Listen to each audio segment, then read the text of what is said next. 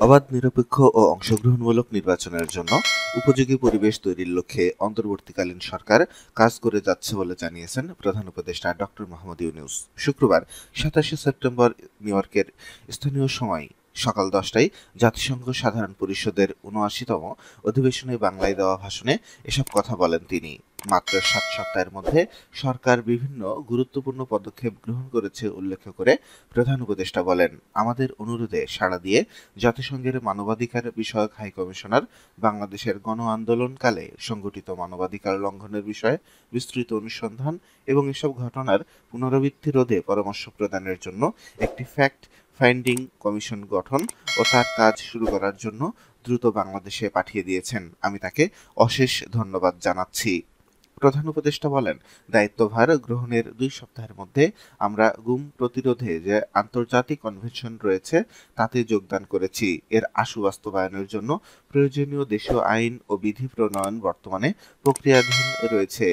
বাংলাদেশে বিগত ১.৫ দশকে যে সকল গুমের অভিযোগ রয়েছে সেগুলো তদন্ত করার জন্য একটি তদন্ত কমিশন এ মুহূর্তে কাজ করছে।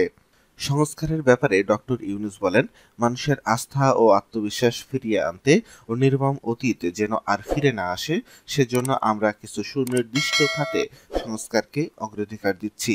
সে লক্ষ্যে আমরা বিদ্যমান নির্বাচন ব্যবস্থা, সংবিধান, বিচার ব্যবস্থা, জনপ্রশাসন, আইন শৃঙ্খলা ব্যবস্থা সংস্কারে স্বাধীন কমিশন গঠন করেছি।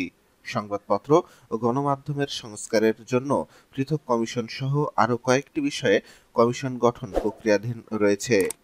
ব্যবসা বাণিজ্যে অনুকূল পরিবেশ সৃষ্টির লক্ষ্যে ব্যাংক ও আর্থিক খাতের ব্যাপক সংস্কারের উদ্যোগ গ্রহণের কথা জানিয়ে প্রধান উপদেষ্টা বলেন, কোনো বিদেশি ব্যবসা বা বিনিয়োগ যেন ক্ষতিগ্রস্ত না হয় তা নিশ্চিত করতেও আমরা বদ্ধপরিকর।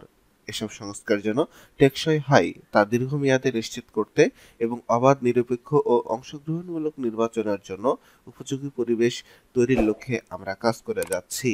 ডক্টর ইউনূস বলেন, গণতন্ত্র, আইনের শাসন, সমতা ও সমৃদ্ধি অর্জনের মাধ্যমে একটি ন্যায়ভিত্তিক ও অন্তর্ভুক্তিমূলক গণতান্ত্রিক সমাজ হিসেবে আত্মপ্রকাশের অভিপ্রায় বাস্তবায়নে আমি বাংলাদেশের প্রতি আন্তর্জাতিক সম্প্রদায়ের সমর্থন ও সহযোগিতা ব্যাপকতর ও গভীরতর করার আহ্বান জানাই।